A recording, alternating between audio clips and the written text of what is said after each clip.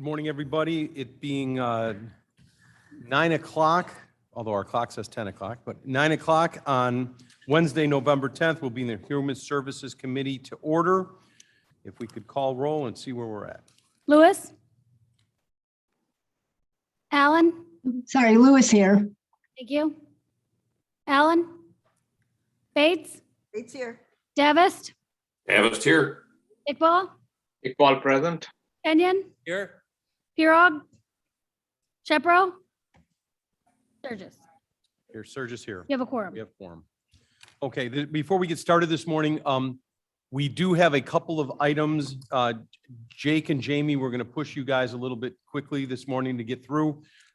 As Rich Ryan joins us, I'm going to ask that we modify the agenda to get Rich in. We are at deadline as usual on insurance contracts. And I need to get a full understanding for the committee. I had several phone calls that came in yesterday saying you were quite ambiguous about your commitment to when the insurance deadline is.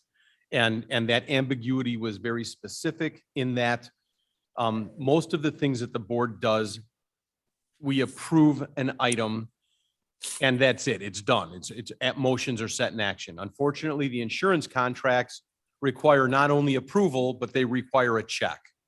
And getting a check for the size that we need sometimes takes a little bit of maneuvering to walk through departments and hand-holding. And to say that December 1st is the renewal, well, we need to have it approved well in advance and walk the checks through. That was the ambiguity. I didn't want to say that to a board level, but at committee level, I think you all understand it's the same routine we go through every year. And we wish insurance companies would lock those prices in for more than 30, 60, 90 days, but they don't when you're dealing with this size and capacity. So as Rich comes, we'll modify. It's pretty tricky that we can do specific ambiguity. I like We that. use very specific ambiguity. Okay. Approval of minutes from October 13th. So Davis moved by moves. Kenyon, second by Bates. Any conversation on those? Is that roll call or can we all in favor? You can ask for unanimous consent, Mr. Chairman. I just heard Mr. Shepro ask for unanimous consent. Is there anyone opposed? Minutes carried. Public comments. Mr. McQuillan, are you here and would like to speak? And I do want to acknowledge that after the meeting yesterday, I did feel compelled to email Mr. McQuillan last night and make him aware that we are discussing the tuition reimbursement, item 8, under old business number D, and make him aware that that discussion was happening this morning. And I did that in good faith with Mr. McQuillan, and I welcome you to the committee. Thank you. I want to start my timer. My name is Bob McQuillan. I reside in Batavia. Your agenda includes a discussion on the tuition reimbursement program. My understanding is that you are considering revisions to the plan. My concern is the current plan and the abuses of it. Specifically, $58,000 was spent by the IT director for college courses for an employee. I don't have to go into details because it has been in the news for months. What I want to know is how this happened and what is being done to have this misspending returned to the taxpayers. While the board's chairman has determined no policies were violated, according to the county's own employee handbook on page 27, several policies have been broken. The taxpayers deserve the answer, and whether you like it or not, you've been elected to provide these answers. It is not good enough to close the barn door after the horse has left. Thank you. Mr. McQuillan, I thank you very much for coming by this morning and speaking. Members of the committee, I think that I have been very deliberate in my actions. We are not here today to go backwards on this item or seek retribution or repayment. We are specifically here today to make sure that if there is an ambiguity in our bylaws, constitution, codification, employee handbook, whatever moniker you want to attach to it, that ambiguity is dissolved and this situation never happens again. And that's the charge that we're here for today. If anybody has a problem with that, you're welcome to speak with me offline. But I believe when we set out to do this months ago, this is what we've been building for. And today is just the next iteration of where we're at. And Mr. McQuillan, as I told you in the email last night, and as I've told my fellow commissioners, I personally see this in two different directions. One of them being tuition reimbursement, the other one being continuing education. And you will see in the meeting that I have been very deliberate about those two lanes. And I look forward to the commissioner and just publicly, every one of the commissioners in this committee were sent an email last week, well in advance of the meeting, saying, here are the items for discussion and review. And if you have any input or ambiguity or don't understand, feel free to reach out before the committee. And neither Jamie nor I received a phone call on it at all. So I look forward to a debate this morning or a conversation this morning. And I don't mean to, debate wasn't the right word. I apologize. I look forward to conversation this morning on both sides of this and trying to move this forward. So thank you, sir.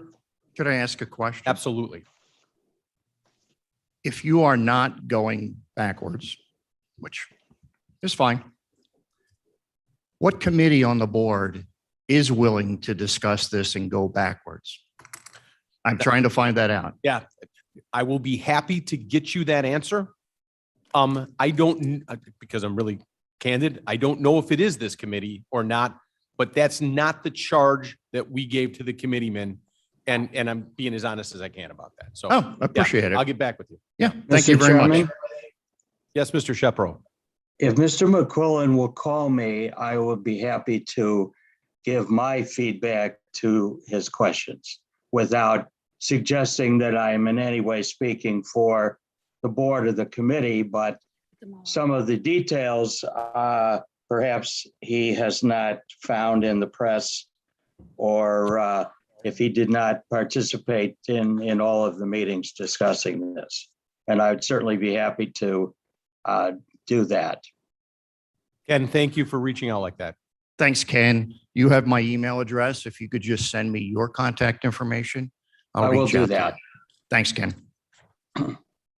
Okay, moving from public comment, monthly financials. Do we have anybody here? Or are they all online? I believe they are online. Does anybody have any questions? Anybody in the room or online? Got Mr. Mark? Chairman, ask unanimous consent to place the reports on file.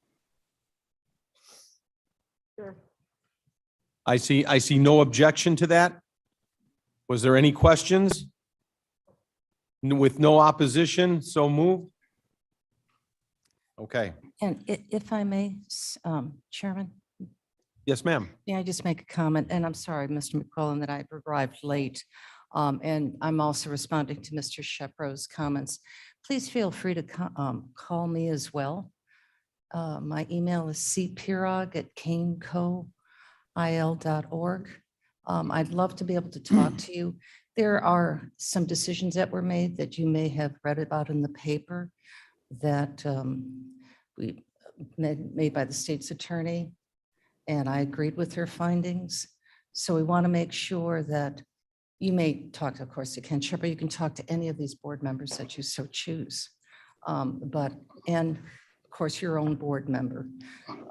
I believe it's Mr. Brown, perhaps. I hate to put you on the spot. Who is it, Mr. Martin? Mr. Martin, who is also an attorney. And I'm sure all of us will be happy to give our insights into this issue for you. Hey, have you been receiving my email? No, sir, I have not, and I checked yesterday. I just received your email responses that you sent out yesterday, and that's the first time I've ever received it. And I did an email. And I did check yesterday. I checked a couple of times and I just never received it. But I did receive yesterday's. Madam Chair, thank you. Jake, I'm going to ask you to power down for 1 second, and if committee will allow us some leeway on this. Rich, if you're here, we would love for you to come up to the plate and bring us up to speed on the insurance information. And I appreciate everybody's flexibility here. And Rich, if I can set the stage, and I think I've done this several times, insurance renewals are only good for a limited period of time. They don't do it 6 months in advance. They don't do it a year in advance. We get lucky sometimes when we speak with Blue Cross Blue Shield or some of the health providers on something that's a little bit more, I don't even know what the word is, but contractual, if you will. But on the liability insurance, workers' compensation, cyber liability, umbrella excess, you're lucky if you can get somebody 30, 60, 90-day lock would be amazing. And so each year we find ourselves juggling with the deadline to make. December 1st is the renewal. And Rich, before you walked in, I made the statement that unfortunately, we just can't vote as a board and say, here you go, here's the renewal. We're approved. They need a check. And it takes 10 days to physically walk a check through. So we need to be very conscious about how we're doing, what we're doing, how to get money to these carriers to make sure that we don't lapse on a renewal. And although Mr. Leonard and I are in both agreement with saying it's easy to lapse and write a letter and say, hey, we've had no claims. Can we pick up the 4 days that we missed? Yeah, what happens during those 4 days if something did occur? And I don't ever want to learn that. So Rich, with that said, I've teed you up, bring us up to speed. And Jamie, did you make some, is this the really small print item in yellow? Dynamite. Rich, walk us through. And Blair, do you have that on screen? Excuse me one moment. Do you have this one? Was this in the packet? Okay. Okay, we do not have it on screen. So walk us through really slowly. If somebody wants to email it to him, I can get it out.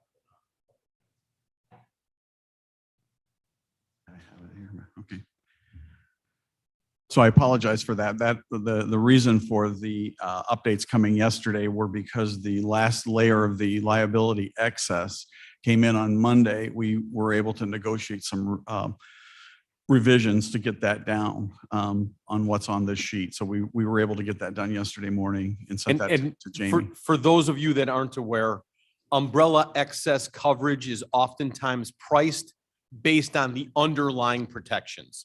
So that's always the last piece of the puzzle. And they don't always give you a price until you tell them what you're paying for everything and what the limits are underneath it. That is correct. Okay. The other complication that we discussed over the summer was the primary insurer that was providing the first 5 million, Trident, went out of the public entity business. So we had to find new carriers, and we found a replacement. Actually, it's a relationship that the county has had for over 30 years with Safety National. So we have them on the first layer primary. So if you're looking at this, that's the first box in yellow on the right-hand side. Since last month, the updates are in the boxes right below the Safety National. So we were able to negotiate a program with Lloyd's through the BRIT public entity program with Ambridge, and replace Illinois Union. Chubb was wanting to do that layer, but they weren't competitive. So we were able to get this in there. As I said, Hallmark, Gemini, and Allied World was the last piece of the puzzle that we got yesterday. So we are up to 25 million coverage. We could go higher if the county wants to. Chubb would be interested in looking at another layer. At one point, we had 35 million, but And again, let's define that. There is no hard and fast rule as to what an entity or a county of our size should have, especially a self-insured entity of our size, and how those layers work. And at times we have fluctuated, I think, as high as 35 million, That's correct. but at times as low as 10 million, depending on what the budget had and what we're looking at. I think 25 million seems to be the comfort zone. And if somebody was to ever see me at the Jewel or bump into me at church and say, why did you choose that? I couldn't defend it. It's just seems to be the right fit for us. And I wish that there was an attorney or a consultant that would come and say, well, based on this modeling, but Rich, I don't think that modeling is this. You're What in are line you with comfortable with? what we do is we check with other municipalities of your size, counties of this size, and they're in the range of 20 to 25. I know one that's in the 30 million range, but based on past claims history too is also kind of a driving factor. So So are these all per? Mavis, use your microphone. Thank you, sir. Are these all per incident, like 25 million? per occurrence. Yeah, per occurrence. That's correct. And this includes, the liability includes the public officials liability, the law enforcement liability, the general liability, and the auto liability. So For those online, can you see that on screen now? Yeah, I can see it. Okay, Yes. perfect. And Rich, just so we're up to speed, all of the yellow has dollar amounts filled in. The only thing that we're still missing is the cyber liability. that's correct. We have been working through the IT department on that particular coverage. Initially, the Access Insurance Company that's on the county risk right now had asked for an application, and there were some concerns initially about some of the security protections, and those have all been addressed. The one issue we're running into with Access is that they're changing their deductible structure. So we are looking at alternative markets, and that's what's caused that delay. But we're again working through with Jamie and the IT department. We have three supplementals that there's a few questions that once we get those answered, we should be able to turn that around. And again, just for everybody's edification, this is not specific to the county with this cyber insurance. This is in the entire industry. And you are seeing corporations left and right go to multi-factor authentication. Everybody has to look at their phone just to sign into their email, blah, blah, blah, blah. But if you look at ransomware and some of the things that have occurred, it's justified. And I applaud the industry for reacting to this, but it's a pain in the butt. I mean, there's no polite way to say that. And to dovetail what you're saying, there's from pre-COVID to now, there's been a 400% increase in claims activity for ransomware attack. And in my own book, I've had 4 in the last 2 weeks. So with clients that we're working through. So Mavis? So would Bates here, so would this pay a ransom? yes, Okay. yes, it would up to the limit of $1 million. And that's what we're trying to make sure that we have, or even higher limits. But right now, the prices are going up on cyber and deductibles are going up, and they're basing it on things that don't make sense, such as revenue. And that has nothing to do What with whether difference you're going to does be that make? attacked or Risk, not right. attacked. Yes. And Rich, correct me if I'm wrong, and I'm going on a limb on this one, but the cyber liability insurance used to be as low as like $25,000 or $30,000. Yes, And we're at $1 million now. That's how we've tried to react to the marketplace. that's correct. Okay. That's correct. And just for a quick second, the liability coverage that we were talking about with the top box on the right and the 4 or 5 below it, those have all been looked at as far as carriers going to. I have another list which I'll share with Jamie. We've been out to 22 markets in the last 2 months working through these numbers, and we've got a specialist that helps us with the public entity. He's also available to work on the cyber if we need him. So we're working through that too. But we should have an answer if we can get these supplementals back this week. We should be able to have an answer very shortly on the cyber and be able to finish. Okay. Blair, can you go down to the bottom there? And Rich, can you tell us year over year? Yes. Is the white column, the 2.1 million, the premiums we paid last year, and the right column Is what's being in the proposed. yellow is being proposed. So we're up about $200,000 without the cyber, but we're anticipating the cyber to be less than 20 grand. Is that? We're just not sure yet. It'll depend on where the deductibles fall, but Okay. it could be in the 35 range, but Have you and Mr. Onsick been in communication on this, and is this built in financially for budget that purposes? I'm not sure. Were you? Okay. Okay. And if I could, He's reviewing. Mark, if you're online, Jamie, if we can just work this backwards really quickly. Rich, when do you need approval and a check to make sure that coverage is in force? Thank you. So I checked with underwriters yesterday. So what we can do is if we get authority to bind, we can do what they call a soft bind, which you would probably understand, where the underwriters will hold the coverage bound pending the board meeting in December if it has to be for approval. We have a 30-day window, and we can stretch that if we need to, but to get payments into them. So once the board approves the program, we've got 30 days. Okay. So we're good really till the end of December. And again, is that 30 days subject to the notion of we will accept your money and bind coverage as long as you haven't had a claim in those 30 days?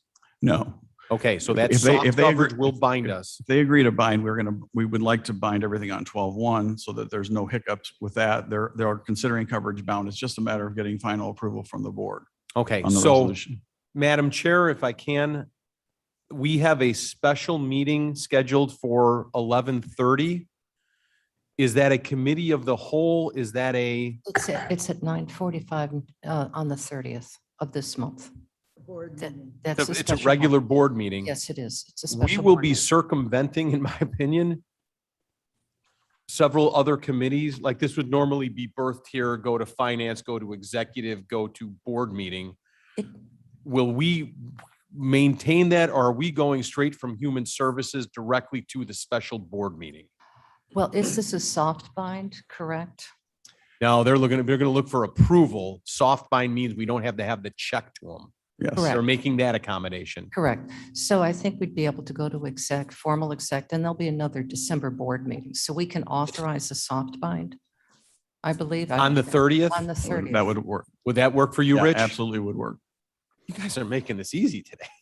This, Mr. and again, Chairman, I for the think- new board members, we found ourselves in a situation a few years back on a Thursday night going, we don't have coverage tomorrow. Somebody needs to sign this.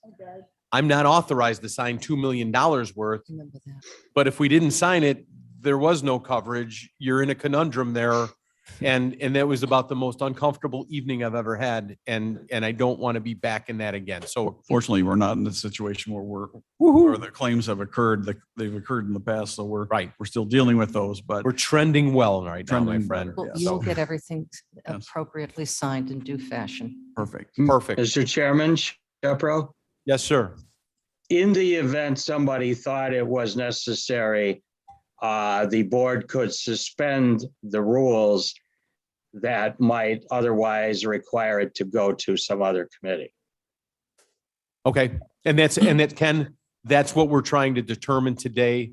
And again, this isn't something that we choose to do. This is out of necessity. And I apologize for any inconvenience on that. And Rich, thank you again for driving out yet one more time and for all the we say this so often here that we are blessed with the staff that we have.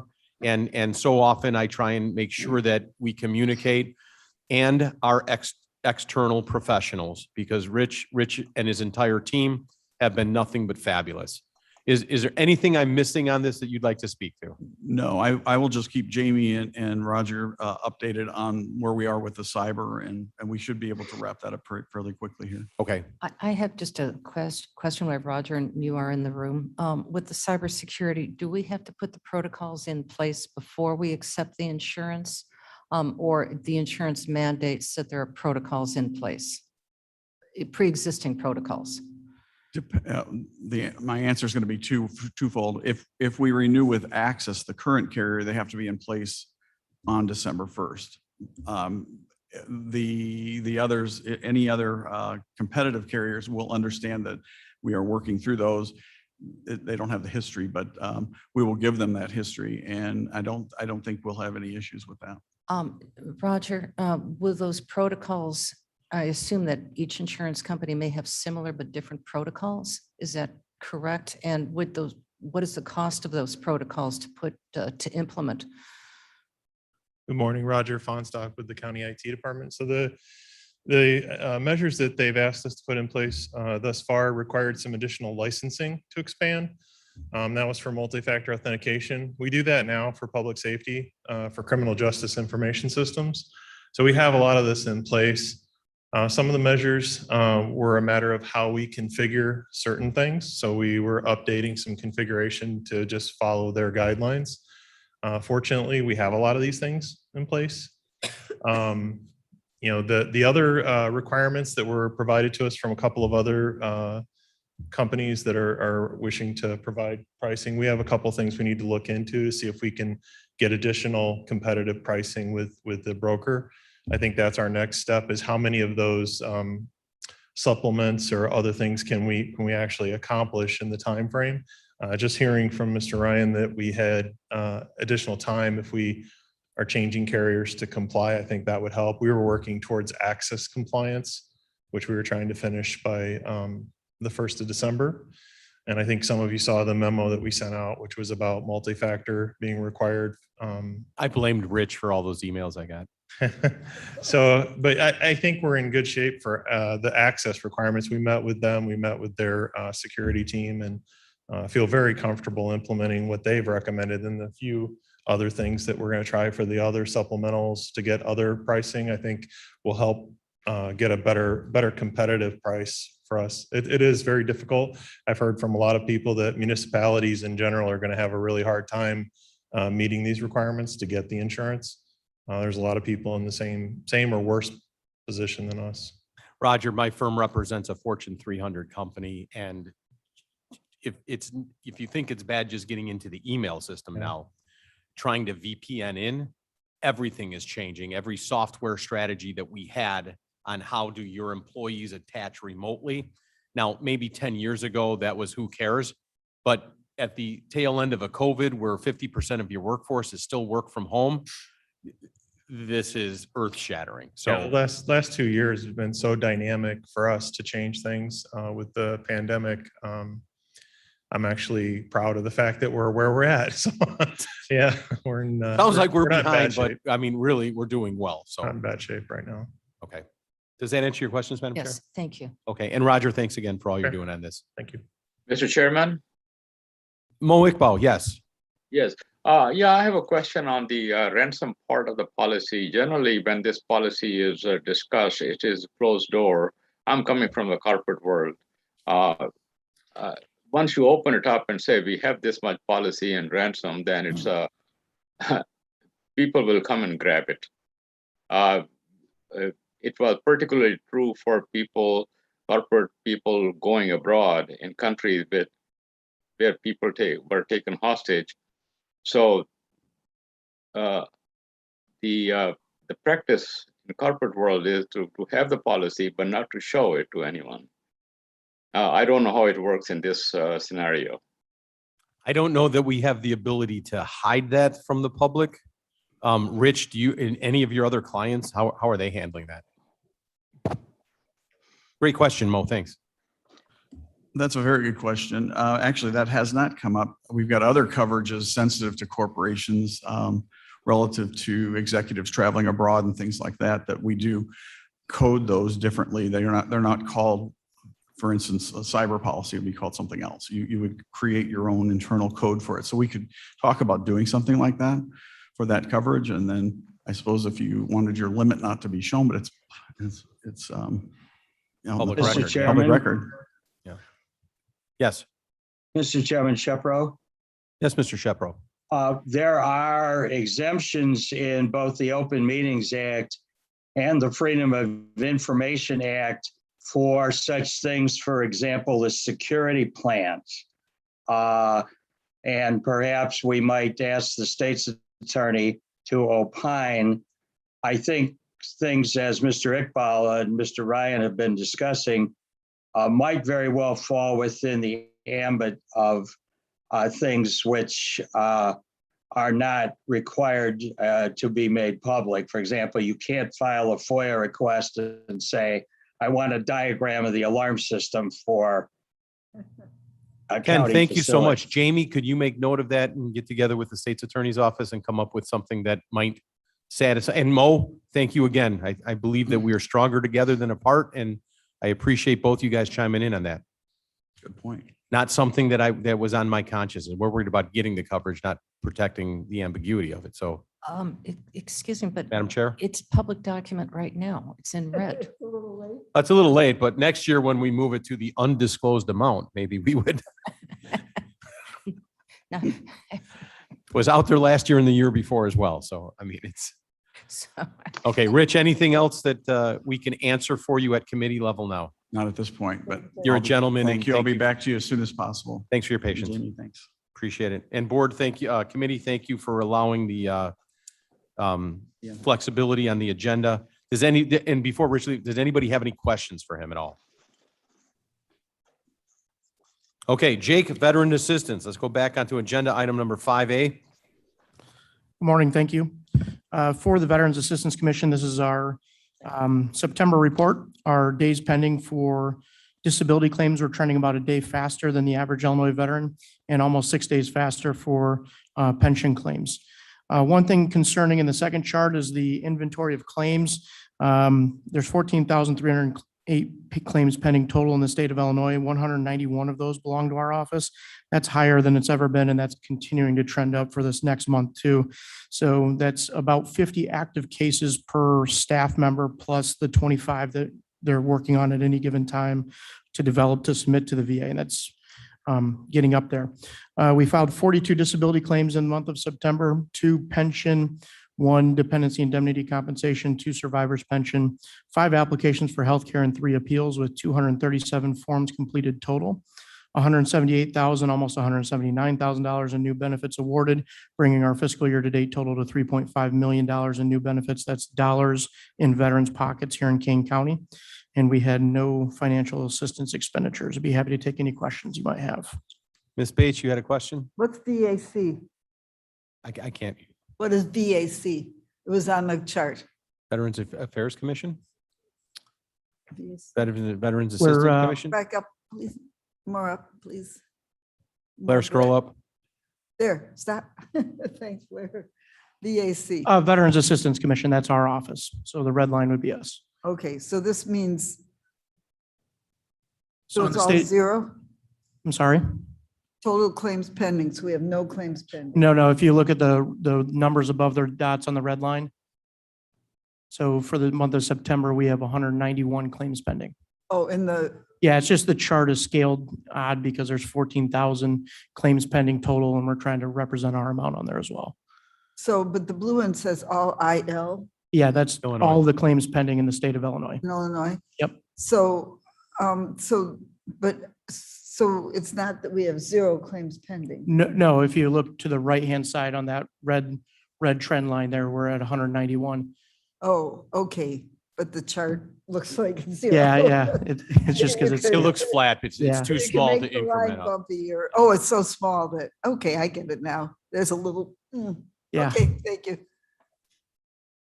Any other questions for Jake? Jake, Mr. thanks for all Chairman? you do. And I may have mentioned it to you. There was a Facebook organization, 22 for November, standing for 22 push-ups a day for the month of November in awareness of, is it suicide prevention? And just to let you know, one committee chair does have his 220 push-ups in for the month. And well, I can challenge you on that, sir. Are you? Oh, heck yes, every morning. Can we do it live now on the committee? I haven't put mine in yet today. I would love to, man. I'm just saying. They are there every day, and I've posted twice saying this is where we're at. And it's really a joy to see the involvement for this cause from children 3 and 4 years old doing push-ups with their parents to entire corporate teams doing it in their cubicles.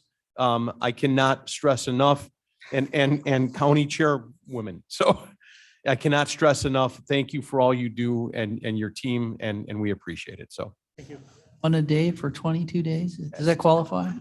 I'm up to 32, so I'm doing okay. So We're looking for goat yoga too. there you go. The mayor of St. Charles says I'll goat do yoga.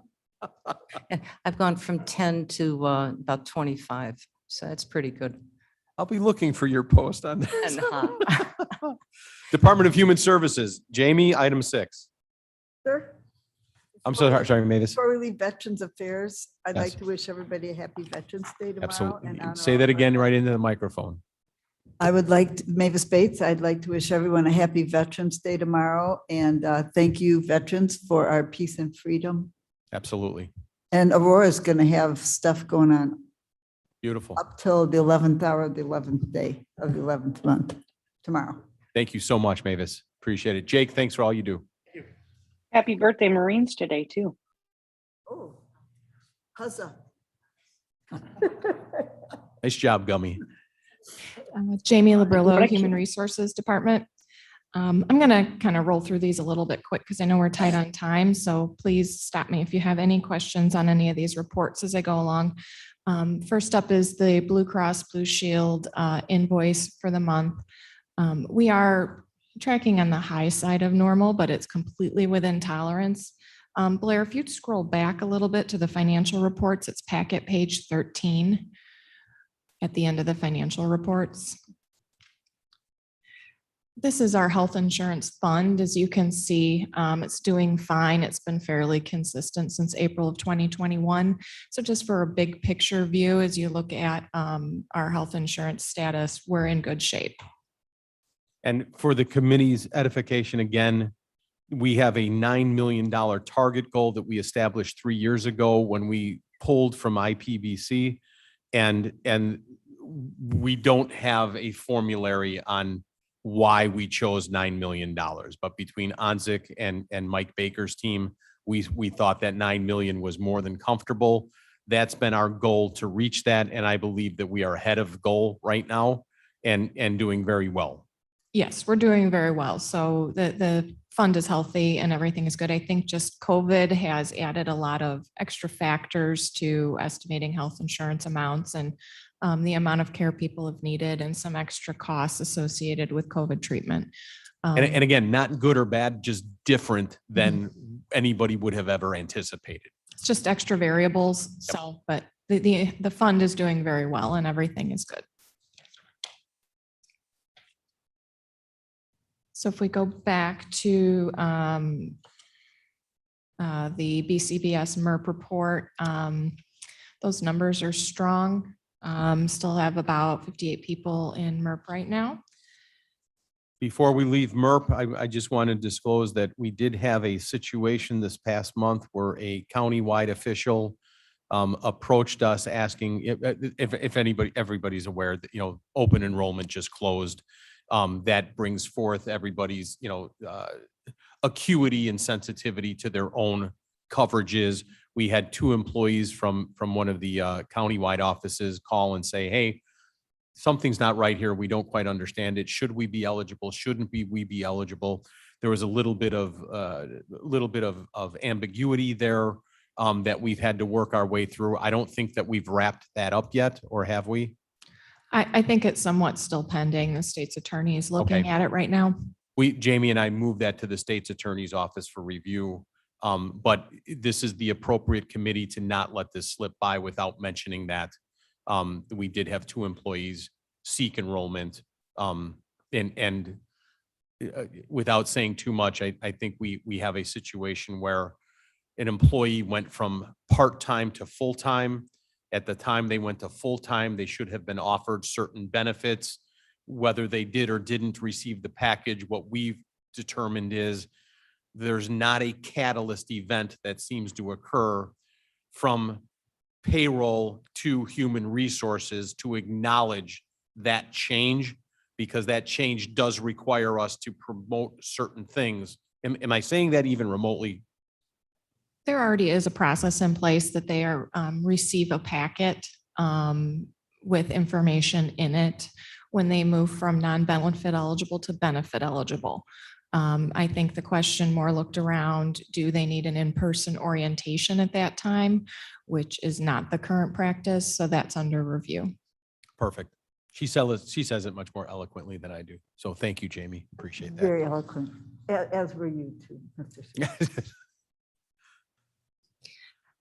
Next up is the group assured partners report for the health insurance. Again, this is just covering claims amounts for the month, and that's last year. That's up now. If you keep scrolling, you'll see then the next 12 months. And then if you scroll down one more, we're in this unusual little 6-month period. If you remember, we had a 6-month extension of our contract. We used to be on a mid-year renewal, and we wanted to get back on a calendar year renewal, which is what our benefits run on. So that's why it's a little unusual. So January 1st, we're actually going to start with a clear slate under a new contract. Does everybody understand that and remember what we did and why we did it? Any questions? Jamie, thank you. Next up, we have the workers' compensation reports and liability insurance reports. Again, we're continuing to trend in the right direction with our claims. Both workers' comp and liability claims are trending in the right direction. There's no red flags at this time. Did anyone have questions on the reports? We are working hard to settle out some of the older claims that are a little larger. So you may have seen some of those going through board recently for approvals and just getting some of those larger claims settled. So we're working with our attorneys on settling those larger claims. How old on an aged report? How old do you think? What's our furthest? We still have one that's almost 10 years old. Okay. We're still. I working on that just one. want to set expectations with people that when you say that, there's 1 or 2 of these that are dinosaurs. There were, I think, when I came on 6, and I think we're down to 4 old claims. So we do have those up to settle. Appreciate the effort. Next is the applicant's report. Last committee, there were just some questions from the committee about exit interviews and having a report that was adjusted to reason for leaving. So I actually did some full year aggregate reports and included some turnover information. So if you want to scroll all the way down, there's a tab on the left that says discussion, exit interviews, turnover reports. If anyone had questions on the applicants or new hire report, please let me know. They were pretty standard, but I kind of wanted to just briefly cover the exit interview. So I have drafted a possible exit interview form that would be sent to employees when they announce their resignation. That would give them an opportunity to just answer a few questions about their reason for leaving the county so that we would be able to better track why our employees are resigning. Jamie, if I could ask the committee members, how often do you want to see this? This takes, effort and energies and resources. Can we agree that on a quarterly basis, we might put together a report that gives us some indicators? Again, we're trying to put data behind conjecture and say, this is why we're losing people. They moved out of Illinois. They took a better job. We didn't pay them enough. It's better benefits. Would it be okay if we said quarterly on that rather than monthly? Mavis? I think quarterly sounds fine, except if there's an exception. I mean, if 5 employees quit all at once, I'd like to know that right away. Jamie, are you comfortable with that? That if you see some trend that looks like an anomaly, you would bring it to the committee? Certainly. Thank you. Anybody online? Anita? Yeah, Deb? no, I think that's great. I would just add a box for retired. Oh, We actually already separately track that. So that's actually on our Okay. payroll action form. So this would just be sent to people who resign without retiring. Okay. So retiring. All right. is its it own group. too much effort to just add it to this? No, we Well, certainly we or can just just keep when it you in- do, or just when you do the 3-month, add that one in too. That's fine. Yeah. Yeah, we can do both. So we already would be included. We are already tracking retiree versus resignation, but I can add it to this as well, just to make sure it's not lost if a retiring employee would like to fill this out. Yeah, I kind of think it is, because I think sometimes if hire, have a good handle on what their career was like, and, have some good suggestions for us. So, thank you. Perfect. Madam Chair. Mr. do you Chair, have- Gums. Gums, hang on one second, Madam Chair. Just a question, Jamie. Do you have to input this manually when you get these? This is new, so we have not been doing this yet. So this is something that I'm suggesting we set out to employees right now. All the information that Human Resources receives is resigned, retired, terminated, or deceased. Those are the 4 available reasons for ending employment on our payroll action form. So it's currently all the information that is collected. And no, we don't manually input that. That comes from the payroll system. If we institute this, then there would probably be some manual input to these. I was just wondering, maybe you could work with Roger if there was like a software program so the information could be collected, it'd be a little bit easier for you perhaps. I'll see about, a possibility like a Survey Monkey or something that comes to them, and then they could go ahead and input that. I think we'd probably get better response doing it electronically. So this is in the early inception stages. So I think that's an excellent idea, and we will look at that. Okay, thank you. Thanks for the efforts on this, and thank you for responding to and Michelle, you had a question before maybe? Yeah, I apologize. I just wanted to say thanks for doing this. I think we're going to get some very exciting information from this. And I just want to say thanks to Jamie for doing it. I think it's great. Well done. Mavis? I believe this might be better if it was anonymous. By the time it gets to us, it will be anonymous. It'll be scrubbed. It will be anonymous to the committee, but it won't be anonymous to Human Resources. It's necessary for us to determine by department that we have to send it to the employee once we find out that they're resigning. So we would have to direct it to the specific employee. I don't think we have enough resignations per month for it to be anonymous. Okay.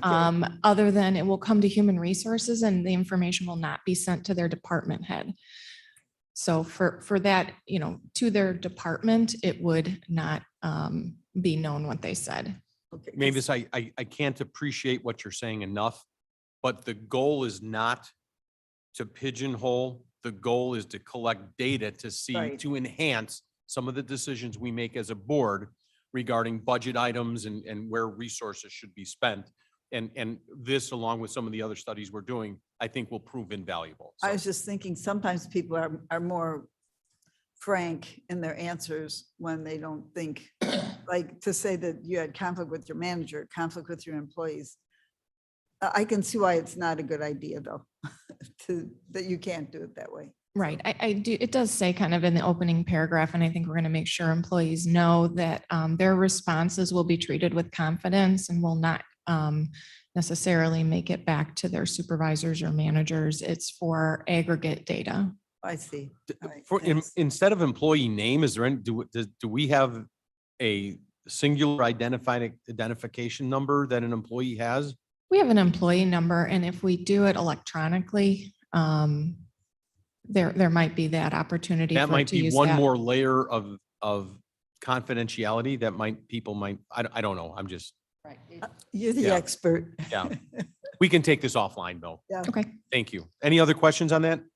I see Roger taking notes on this already. Jamie, let's wrap her up on work comp. Okay. Work comp is wrapped up unless there were questions on it. Included in this is just a turnover report. I did look at our turnover percentages year over year. There wasn't anything I think that needs the committee's attention. There weren't any excessive numbers here, but anyone who'd like me to send them this report, I'm happy to send it to you. I did calculate an annual turnover report for both 2020 and 2021 to date. Perfect. Thank you so much.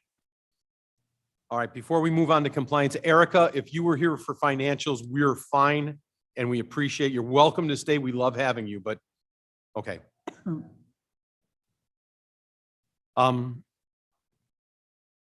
If this is the compliance report on training modules,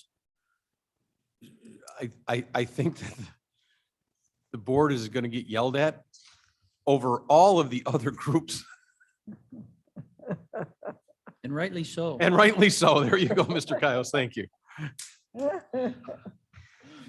Board is a little behind on their training, not everyone. I do have a, by department list. We're still looking at trying to follow up with a total of about 70 employees across the entire county.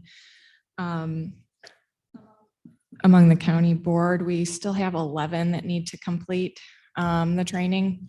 So, and we'll send you an email if that's you and let you know.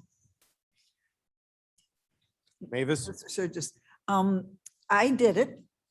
And I'm still getting the, please remember to fill out your to do your sexual harassment training emails. We haven't gotten your signed form yet, so I know you've done it. We just need to get you to sign that form that says I did it, and then we'll get those taken from you. I didn't do it right.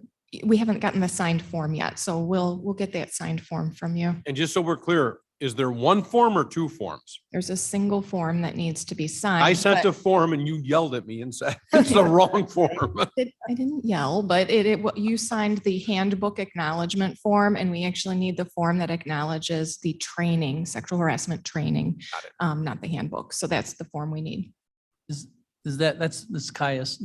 That's an electronic form at the end of the training. Is that correct? It is the electronic form at the end of the training. If if you're off the county network and you watch the YouTube video, then you would need to hand sign the form and send it to us, because then it won't electronically Chris, if you record. do You it have to at be on home, county network. you have to print it, sign it, scan it back. Done. Yeah, it's not electronic. I think I understand what you're saying. And unless you're in this environment, But if you you have do it from home, it's a different. you have to look for it. So you make sure you print it out and do that, right? It's attached to any of the emails that were sent regarding the sexual harassment, but if anyone is missing it, please just send me an email. I'd be happy to send you a form and the YouTube link to the training.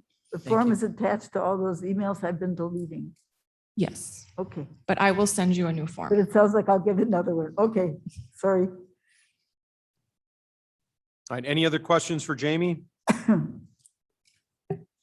All right, Vincent, item 8, old business ethics update. And Vince, I apologize, and I would like to work on our agenda items.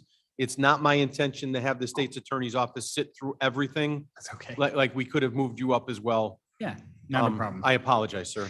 Yeah, not a problem. Just a brief update. So I have drafted the lobby registration ordinance to go along with the new act that has come out.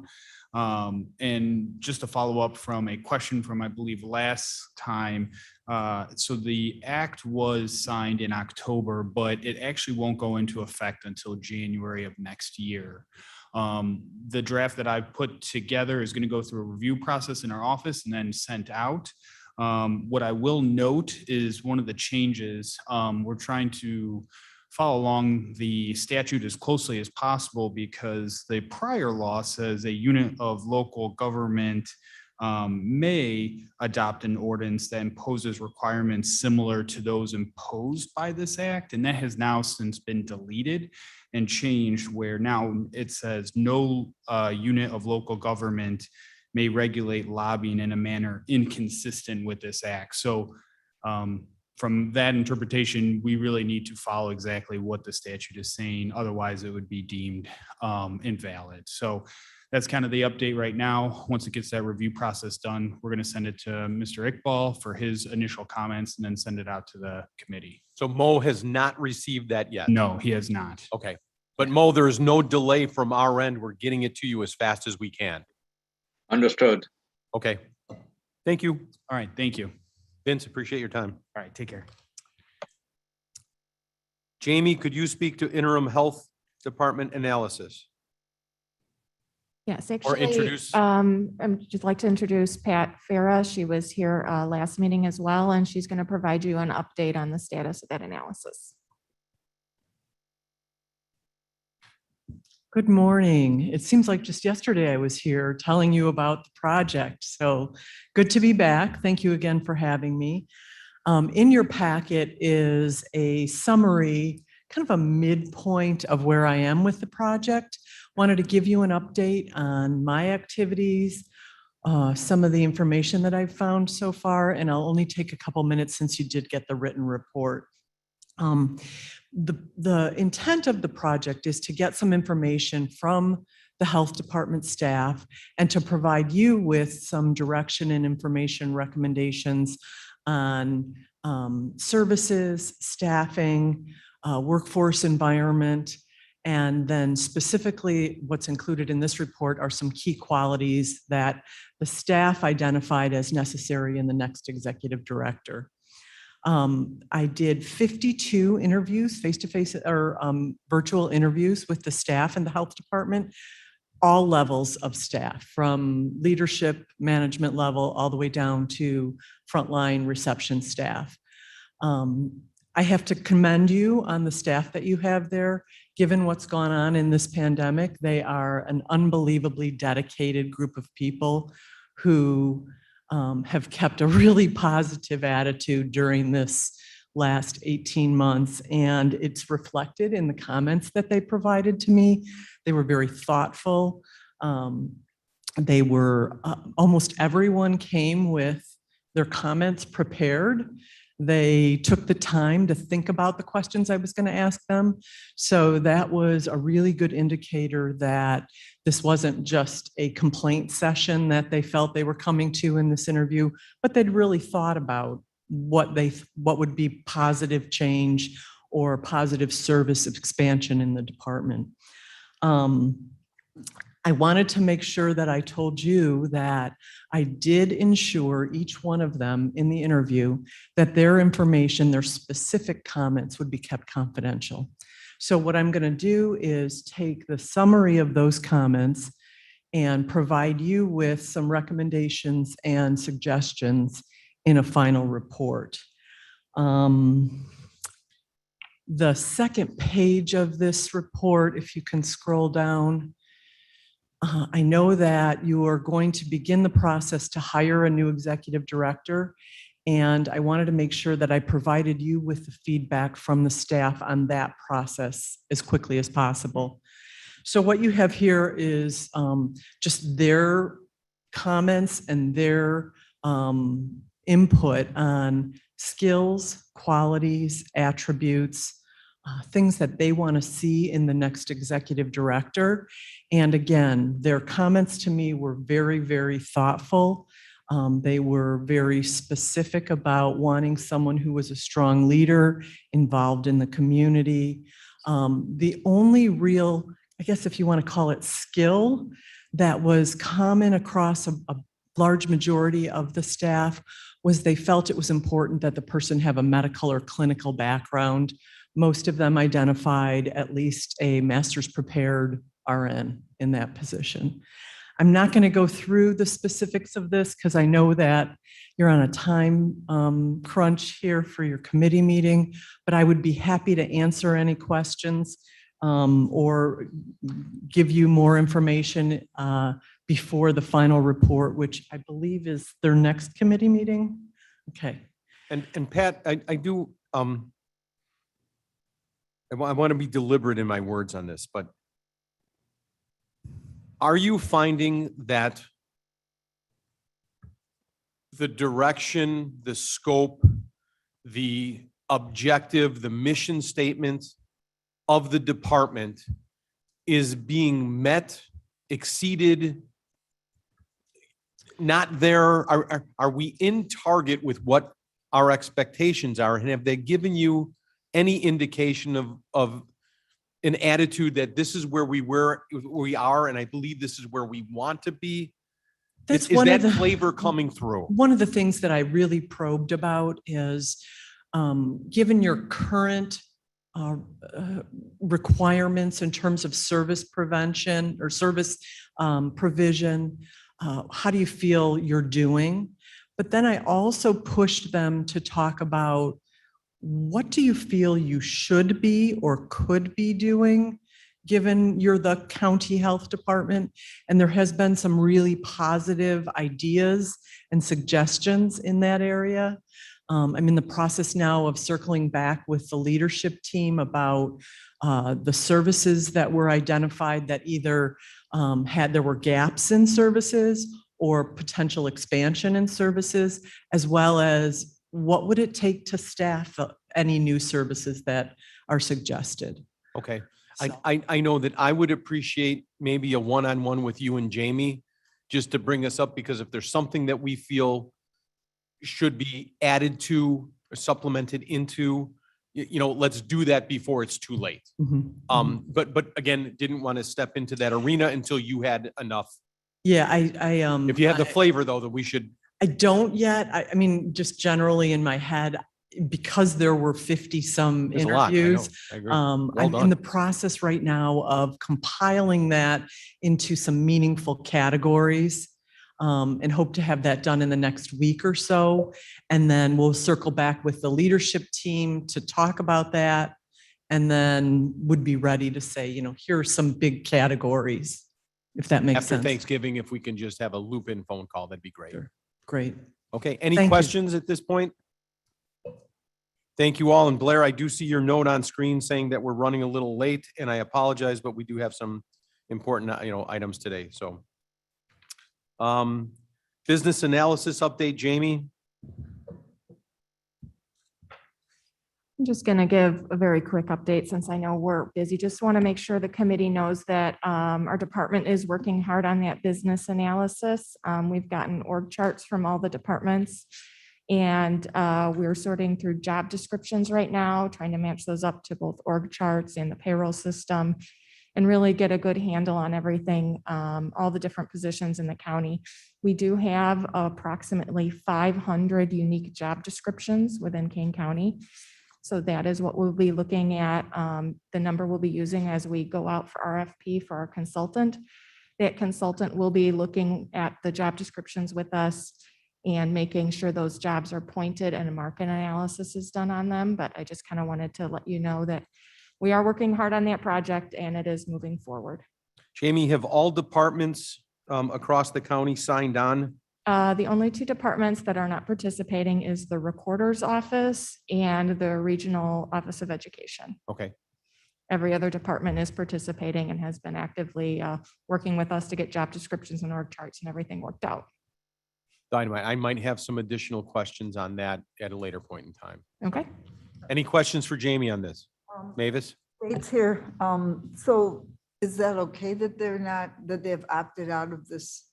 Why have they opted out? They're elected offices, so we can't necessarily compel them. The recorder didn't give a specific reason. I think the Regional Office of Education, a lot of theirs are set or more statutory, but as elected officials, we can't really compel them. It's their option whether or not they want to do this. And Mavis, just to let you know, I've not spoken with either of them yet at all. There's been no reach out from me to say, hey, you should be involved with this and All right. let me extol the virtues of why. That hasn't happened. And, now that we know who they are, let's, we'll go to the next level. Okay. Okay. All right. I believe, Blair, what you have on screen is wrong. Item 8, the agenda that I have in front of me says A is ethics, B is interim health, C is business analysis update, and D is tuition reimbursement. I don't see tuition reimbursement on this, what's on screen. It is C. We had a number of technical difficulties. Yeah, it is on as C up there when we uploaded this It's packet. just turned around. Okay. It's got C as tuition reimbursement and D is business analysis.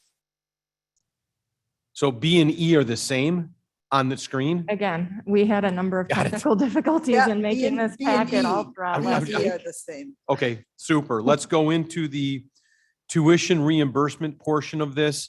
For those of you that received my email, my perspective on this is that I have been able to, or I'm trying to discriminate the difference between tuition reimbursement and continuing education. That being, just to explain myself, that being, you have a person who's in the accounting department and IRS rules have changed and they need to update the credentials or learn those new rules. I believe we should pay for that person. You have somebody that's in IT and does, Microsoft and version 11 is now out instead of version 10 and you need to be updated. You have somebody in the auditor's office that needs, I get it. That's continuing education, which is very different than a tuition program that says, hey, we want to pay for somebody's tuition to get their degree. And so I have lumped those into two separate buckets and challenged Jamie and the staff to look at it from that perspective. I don't know that that's a right perspective or a wrong perspective, correct or incorrect. That's just the way I've chosen to do it, because I don't want to find ourselves years from now looking at something saying, why did they leave this so muddy? Why couldn't it have been clearer? I think those two buckets make it clear. And that's without setting limits or deadlines or, blah, blah, blah, blah. I just want to lay that out there. And if the committee's okay with that, let's keep moving on this. And Jamie, if you could bring us up to speed as to where we're at. Okay, Blair, can you check and see if you got an email from staff that has that draft policy so you can put it up on the screen? What we really aimed to do was do that specification, as Cliff mentioned, where we're going to separate what would be tuition reimbursement from qualifying work-related education is actually the term used by the IRS. It's actually pulled IRS publication 970, chapter 12, where it talks about the difference between qualifying work-related education and then what would be considered a non-deductible tuition. Qualifying work-related education, and what it says is education that meets one of the following two tests. It's required by the employer or the law to keep the present salary, status, or job. An example of this would be something like our attorneys in our state's attorney's office and public defender's office are required to get continuing legal education to maintain their law license. That would be training. That would be covered under a training budget and would not need to have the tuition reimbursement policy attached. It's also education that maintains or improves the skills needed in the present work. So for the job you have, it maintains or improves the skills needed to complete that job. However, if the education follows one of the following, it would not be considered work qualifying education, would be tuition. And that would be any education needed to meet the minimal education requirements for the present trade or business. And just for example, I'll use the state's attorney again. Going to law school, even if they were, say, an intern while they were in law school, would not be covered as training for them to receive their law education that they're going to need to get a job as an attorney. So that would be something that qualifies a minimum requirement. The other thing is any part of a program of study that qualifies you for a new trade or business, or for example, a promotion or something of that nature. So it's outside of the scope of your current job. For example, if the secretary in the state's attorney's office wants to go get the education necessary to become a probation officer, that would be tuition, not training, because it is training them for a different job. So I would propose to use these IRS rules, which I think are pretty clear, and go along with what I think is the board's intention to separate those two things and incorporate this into the policy. Blair has on screen, it's literally exactly this language. I know that there are some comments we're going to receive from the auditor, and if she'd like, I see she's here, and if she'd like to share them, she certainly can. She had some language change comments in here, and it would also need to be vetted by the state's attorney's office before this would be brought to you for a vote. So this is just for discussion on if this is the direction you would like us to go. So before we bring up for comments within the committee, again, you've heard me say 1,000 times, one of my super skills is that I know I'm not the smartest guy in the world in the room, but I typically know who is. And in this room this morning, we have 3 attorneys that I know are smarter than I am. But let's just walk through and say, Ms. Lewis, did you have a chance to look through this, and are you okay going in this direction? This is not finalized in any way, shape, or form. So I am not one of those smart attorneys, but having spent many, many years in the manufacturing business, separating training from tuition reimbursement is absolutely the way we should be doing this. And I totally agree. And yes, I did read it thoroughly. Ms. Thank you so much. Deb? This is a really interesting study, and I think following the IRS is always a good idea. Mavis? I have some questions. Why 80%? Why 2,400 per year? And why a $19,000 lifetime maximum? Let's sidestep those because I think those get to the next level. And let's just keep it, if we can for today, let's keep it at the concept level and not go down to the granular level of the amounts. Okay. Because I don't have answers for any of those yet. I have a concept question. Okay, Could this be, so I feel like some people cannot afford to pay up front for a class. So I would like to consider that it's not a reimbursement, we pay up front. do me a favor, put that in an email to Jamie so that we're collecting that. I think that's a next level question as well. Jamie, can you just make a note of that? So, Yes, I certainly can. okay. That we pay up front. Davist, Mark? Mark, still Very with good. us? Yes. I'm okay. You're okay with I like it? the direction it's going. Mo? Yes, I have a comment that we need to have two policies, one for the continuing education and the other one for the tuition. I think Jamie is on the right track. We should separate them. And their rule should be different. So that's an attaboy and keep moving in this direction, correct? Yeah, I mean, we should have two, one for the continuing education, like she mentioned, the attorney is getting training to keep your license, and the other one is a paralegal want to become an attorney, or an officer from the sheriff department wants to be an attorney. So those are two different things. And I So think separate these out into two different policies yeah, two rather than different keep them within documents, one? yes. Okay, Two different documents, yeah. okay. Interesting. Michael? I think Mike's okay with everything. Yes. Ken? Shepro still with us? Madam Chair? Conceptually, yes. And I do think that Mr. Iqbal is on the right track with having, and I think that's what the intent is, doing two separate policies because they're two separate programs. Indeed, tuition reimbursement as well as continuing education. I think if we leave these in one document, it just leaves it muddy. Mhm. Two separate, because they're two separate tracks. Yep, I agree. Okay, Jamie, does that give us direction that we need to continue moving to the next level? Yes, that does give direction on the beginning of the policy. Did anyone want to provide input then as to the content of the policy, as Ms. Bates mentioned? Let's bring up Penny now, Okay. or anybody else that had a comment before we go to the next level with that. I want to ditto the IRS is pretty clear about that. Okay, I like the IRS guidelines.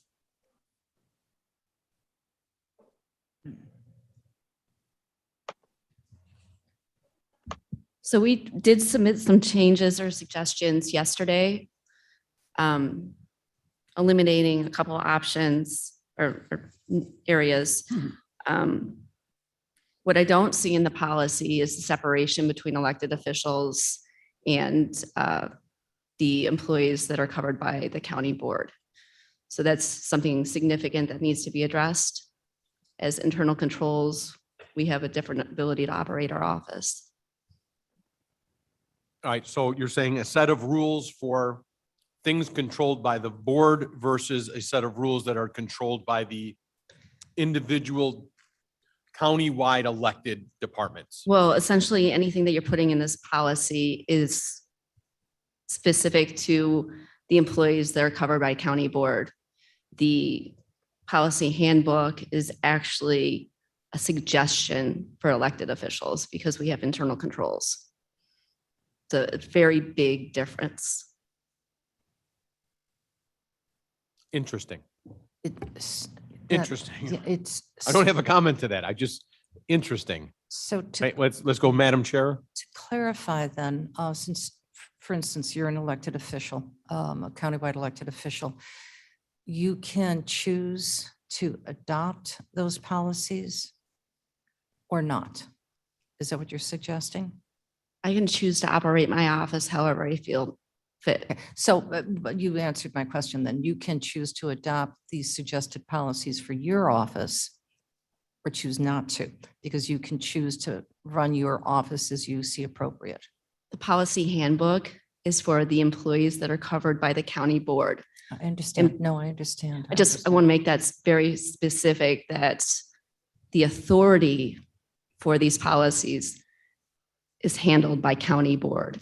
The authority of my office is covered by me. Oh, yeah, no, I'm hearing you very clearly. And I'm not arguing with you. I'm just drilling down a little bit. So if there is going to be a question going forward, I'm just hypothetical question. If that was the case, if there was a question, if it was tuition reimbursement or training, then that elected office, not your office, that elected office would have their own unique discretion on whether or not to put it in one of those tracks, if you so choose even to adopt those tracks. That would be internal control, yes. So then if that's the case, then we're only dealing with Jamie. Then if that's the case, if everything is under internal control, does everything that the county provide to our entire portfolio of employees, is that under the jurisdiction of each elected official? Meaning, does health insurance, days off, all of our benefit package, is that under the control of elected officials? I think I can clarify a little bit. For example, the tuition reimbursement program is a program offered by the county board using riverboat funding.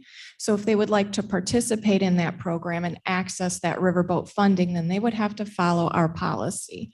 However, if they can fund it within their own funding, they can do whatever they want. So the tuition reimbursement program would apply to anyone who would like to participate in it. And the same is true of most county policies. Some offices of elected officials have chosen to adopt our policy handbook. Some have written their entire own handbook, such as the state's attorney's office has a completely separate handbook. When it comes to the health insurance, again, that is a program offered and funded by the county. So if they would like to participate in our health insurance, they have to adopt our policies regarding health insurance. So they can't, for example, change the eligibility rules on our programs because those programs are offered by the county, and their internal control allows them to either participate in it as the county has written or not participate. So if, for example, the auditor wanted to go seek her own health insurance and had the budget available to do that, that would be within her right. But if she'd like to use our insurance, then she has to use our policies. But when it comes to vacation time, sick time, days off, not only can they have their own policies, the majority of them do. And do we have all of that in writing? I mean, does each one of those unique elected officials countywide, we have an affidavit saying we're accepting this and not that? They do not have to send that to us, nor do they typically. And we have no means to get that from them. Should they? Just. Are you asking Cliff? The answer is absolutely. I mean, it'd be very difficult for us to conduct our operations blindly and in the dark, guessing what our counterparts are doing and how that's, and it doesn't have to be intrusive. No. It just has to be a checklist that says this department does their own that. This department handles their own health insurance. This department handles their own, and we should absolutely know that. Unfortunately, internal controls allow me to keep that information in my office. But if we're, and that might be true. That doesn't mean I'm comfortable with it. I mean, I'm just, I like you. We'll just agree to disagree. It's no big deal. I mean, it's. We do share a lot with HR. We're pretty open, but it's not a requirement for us. what about for funding? I'm thinking budget now, just budgeting. So because- I think I'm comfortable in saying right now, this is branching into a secondary branch. Yes, indeed The it primary is. branch that I'm hearing, do you have enough information to continue to the next level in two separate documents for tuition reimbursement and continuing education? I believe, yes, I can at least, believe I can have a draft for vote of tuition reimbursement next month. If anyone would like to provide any additional comments as to the content, I certainly would appreciate the comments of anyone who'd like to give them. I'm talking about the part below the line, the eligibility, the function. The auditor has provided a number of excellent comments to that. Ms. Lewis keep 'em provided coming. comments, Keep 'em Dr. Iqbal did, but if anyone else would like to provide comments as to, for example, the reimbursement rate or the grade that is required or any of the details of the policy, I would love to have them and incorporate them. If I can ask discretion of the committee, would anybody have a problem with me putting that same email out to the board asking to solicit advice? Rather than move this from this committee to the next committee, I'd be way more comfortable if 24 people all chimed in on this and gave us that. So we're all working on at one time to incorporate it. That'd be fine. Do we have consensus on that from the committee? Anybody opposed to that? Thank you. And then Jamie, I think there's a second, what I've heard is that there's a second tangent on this, which involves discerning some information between the roles of the county-wide elected as it meets the county policies and regulations and handbook and benefits. And if we can work together to maybe clear that up, I think that's probably, now that it's been raised, it's probably an appropriate time to open that up and take a look at it. Does anybody disagree with that statement? Okay. Would you like that as a agenda item for a following month, or would you like Yes. me to? Okay. Yes, absolutely. Let's not let this fall off the shelf, and you and I will take this offline and put some structure to it for the committee. Okay, sounds great. Fair? Okay, super. Any other questions on this? All right, let's move on to new business. And again, I know, and now I'm unsure as to which agenda I'm following, but use of budgetary savings for vacancies. Jamie, do you want to take that one as well? And Jamie, thanks for, your plate is loaded, especially coming off of open enrollment, and thank you for all you do. The resolution, that's just a draft. We're not looking to vote on anything. I think we're just looking for input here. Amending Kane County financial policies to clarify use of budgetary savings resulting from vacancies. This was sent back from finance as something that they wanted human services to discuss. If you want to pull that up on the screen, Blair, should be the very last page of the packet. Is the gist of this, Jamie, going along the lines of saying, listen, if somebody left the department and that leaves us more money, we could reallocate that money as we see fit? I think it was to say you can't reallocate it however you want, but you can use it. And it describes the ways that you can use money. So if you have a vacancy, it creates some money. However, for budgeting next year, it wouldn't necessarily be there in the following year. So if you paid somebody, $50,000 a year, and they were gone for 3 months, we'll say 60,000 because it's easier math. They were gone for 3 months. You'd have 15,000 extra dollars that year. If you use that money to give raises to other people that are below the market value, and bring them up and then rehire someone again for $60,000 that has raised your base salaries, that you wouldn't be able to do that. You would have to then rehire that $60,000 position at $45,000 to make up for the $15,000 that you reallocated. I think that's kind of what it's getting at. Erica might be able to describe better. This was actually birthed in finance, so I'm paraphrasing my understanding of it. That's why you're here. Erica or Dale, either one of you have comments, please bring them up. And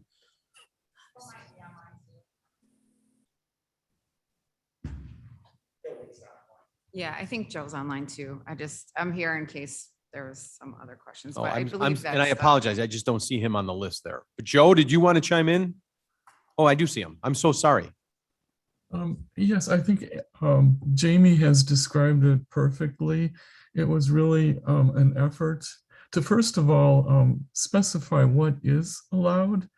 And so if, for example, you have a vacancy and you have the remaining employees are working extra hours and are incurring overtime costs, you can certainly apply the savings from the vacancy to cover the cost of overtime.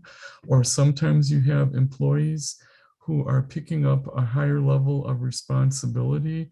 For example, if a director were to resign and now you have one of the subordinates taking on a greater responsibility, you can certainly increase their salary temporarily through a stipend or whatever means is appropriate, and use the savings from the vacancy to cover that until the vacancy is filled.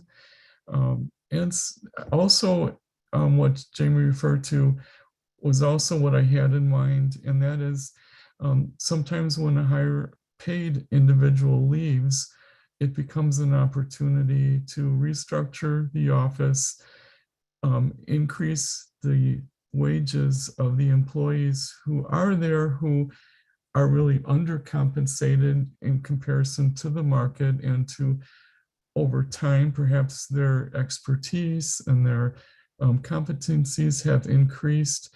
And now this is an opportunity to reward them for improving in their productivity. And then you can bring in the new person at a lower level and still stay within the overall operating budget of the office going forward.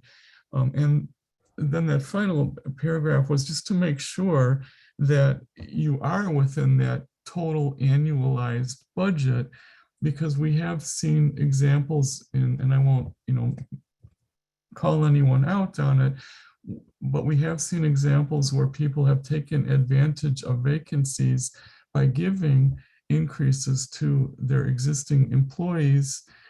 But then when they roll their budget forward into the next year, they have all those higher salaries being rolled forward, and then they're trying to bring the vacancies on at the same original level, which then boosts that entire base salary over and above what the board had actually intended when they authorized the 2% increase, for that year.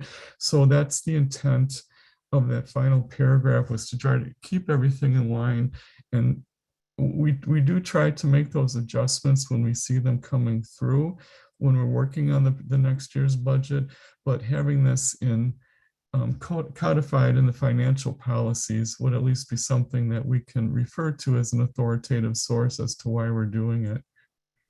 So Joe, in this particular document, are you suggesting that this is all being managed at the department head level? This does not need to go to finance. It doesn't need to go to the board.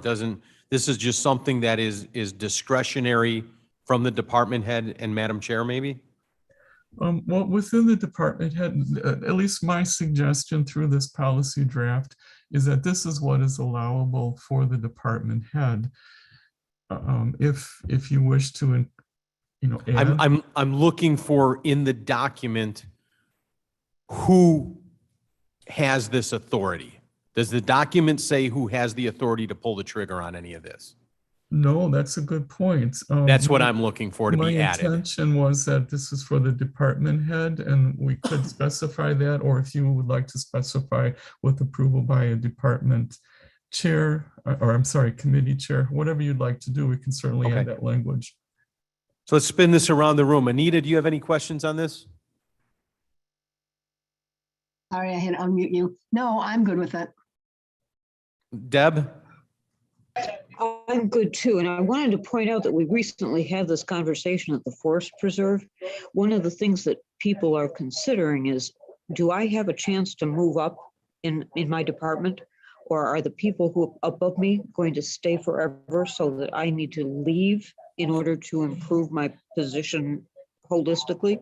So I think this policy gives the department head an opportunity to move his money around and move his people up as other people resign, and then bring in new people with expectations that they are starting in a department and then will look forward to rising throughout their time in the department. Would you be okay if it was department head and committee chair approval? Yes, absolutely. Mark, I'm sorry, Mavis. I'm sorry, Mavis. I'm having trouble with this last sentence under 1P, use of budgetary savings created by vacancies. Actually, it's a paragraph. The total annualized salaries of current and vacated positions within a department shall not exceed the annual personnel wage and salary budget for the department and shall become the base salary and wage budget. Sorry, Mavis, we can't hear you. Thank you. The total annualized salaries of current and vacated positions within a department shall not exceed the annual personnel wage and salary budget for the department and shall become the base salary and wage budget for the next fiscal year. I thought that should be shall not become the base salary. I thought the same. I thought Joe was saying, and Joe, help us out here, but I thought you were saying it does not become the base for the next one.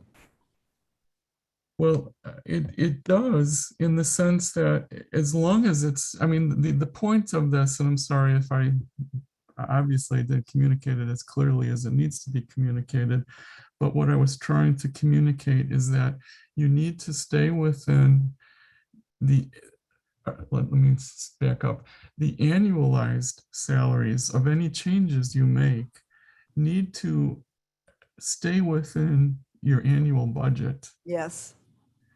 And so, and then that annual budget is what rolls forward to next year to become the base budget for next year, in addition to which we would add whatever amount of wage increase the county board would decide. You know, typically it's been 2%, and maybe different if you're a union employee. And then also, you know, whatever the board decides to. Joe, I understand what you're saying. I think we can reword that just a bit. Okay. We'll take that offline. Okay. Mark Armstrong uses a great example when he's explaining levies to people about with a pie. You know, your budget's the pie. You could slice it up. If you have a slice left over, you can divide it up among the people that are having it. You just can't add to the pie. Right. And so we just need to figure out how to say that in that final paragraph. This last phrase. I get what you're saying. I understand what you're saying. And I understand what Joe's saying as well. I just need to figure out how to wordsmith it. Yeah. Sounds like. Mo, do you have any input? Oh, no, thank you. Michael? I don't think I like it. I think it can be misused too easily.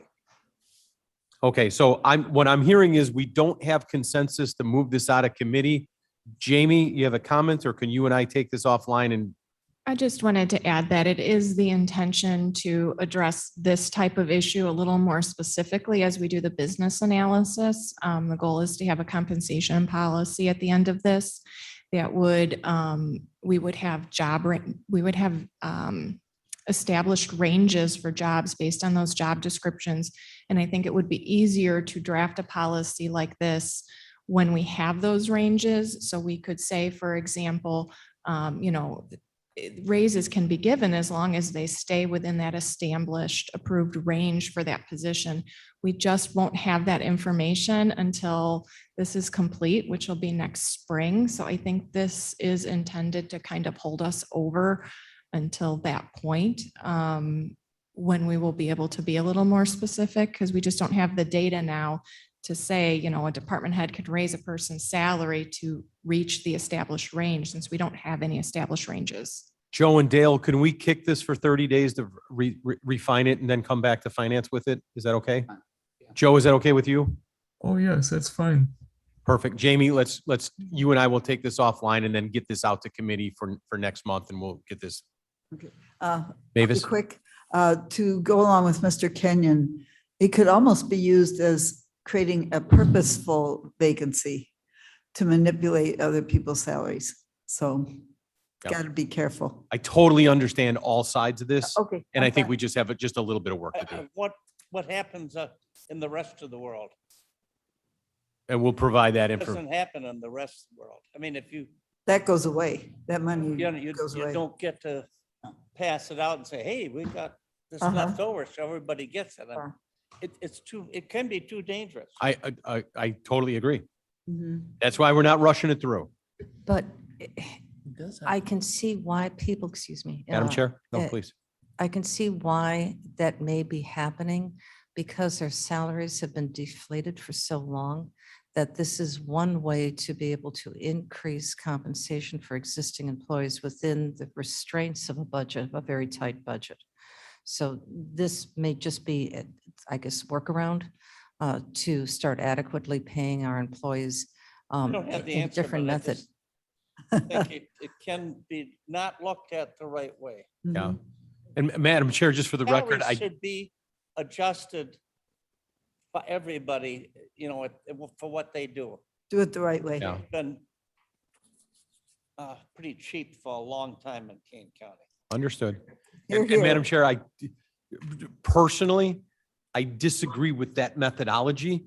That doesn't make me right and you wrong in any way, shape or form. It's just, we just disagree on that and we'll find something that'll work. That's, I'm not, Oh, I'm not saying that should be a policy. I'm just saying that that may be an outcome of this. absolutely, absolutely. I do think we'll have good solid data coming out of the business I analysis agree. that We're will just, make this this is much just a easier. Band-Aid. I mean, and I hope we're all looking at it as a Band-Aid until the analysis is done. So. Okay, if we can move on to our last item. And Jamie, do you want to take that or would you? I think that was yours. Okay, I will take that. We are, we find ourselves in a position that's somewhat unusual, but not unanticipated. We did have a change in human resources. Jamie has been gracious enough that months ago, we came to her and said, we need an interim director. And we asked if her and her family and her lifestyle could accept the extra responsibilities that we were going to require.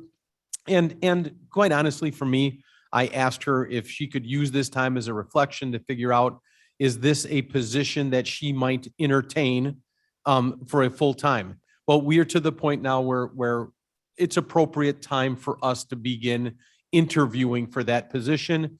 Jamie is, I believe I can say you are putting your name in the hat for the position. I think she's done a wonderful job, but we do have the responsibility of looking outside of the county and interviewing and figuring out what does the next position look like? What does the next director look like? And we're going to be kicking off that pursuit. I realize it's the holidays. I realize we're juggling 1,000 things, but honestly, to be going without a permanent director for the health department, without a permanent director for the human services department, there's no reason that we shouldn't be trying to wrap some of these up before the end of the year. And I've kind of imposed that deadline to say, let's try and get this done. So, Madam Chair, am I square and fair on that? I've talked to Jamie. Yes, you are. I've talked to Jamie about this. I believe she has a job description that she's put together for your review. Once it gets approved, we can put it up and go through the process of announcing it, seeking it, putting it on the proper web searches for jobs.